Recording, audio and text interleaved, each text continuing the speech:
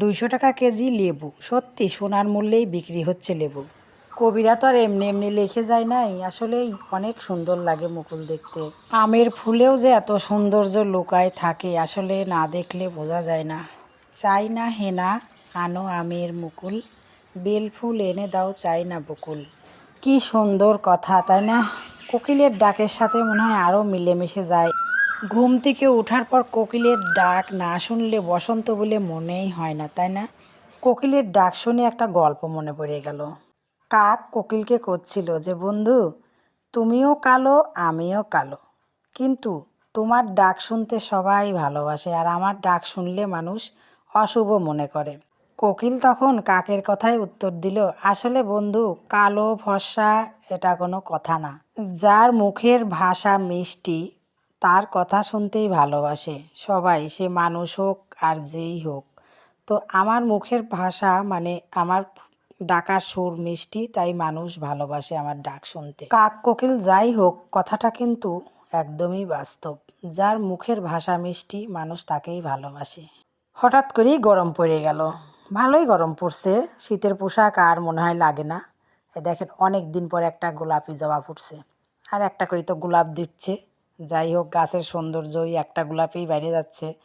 এত মানে রোদের তেজ ছয় সকালেই মনে হচ্ছিল মাথা ফাটে যাচ্ছিল।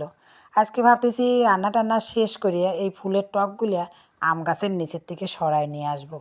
হচ্ছে মধু পড়ে, মুকুলের মধুগুলি এসে ফুল গাছের পাতার উপর পড়িয়ে না আঠা হয়ে যায়, কীরকম একটা কালো কালো হয়ে যায়। তো রান্না টান্না শেষ করে ভাবতেছি আসবো ছাদে। আর এই দেখেন এবার আমের মুকুল কিভাবে আইছে, মানে ছাদের পর গাছ লটকে গেছে। এবার আম ধরলে পাড়া একটু সুবিধাই হবে নি, কি কন? একদম মানে ছাদের সাথে আম থাকবি, রোদে থাকবি না কিনা কে জানে। এবার রান্না বান্নার পালা আছে, যাই।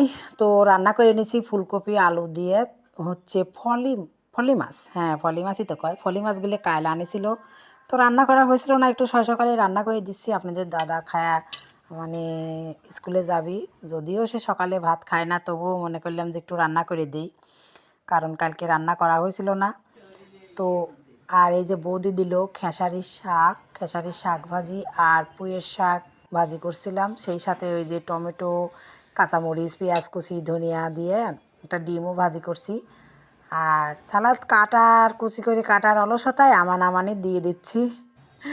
তো একটা দিলাম কাঁচামরিচ আর লেবু, আর এই যে সেই সোনার মূল্যে এখন বিক্রি হচ্ছে সেই লেবু, সত্যি সত্যিই সোনার মূল্য। ওই দিন আমি বাজারে গেছি, লেবুর দাম জিজ্ঞাসা করছি লেবু কত করে, করছে 200 টাকা কেজি।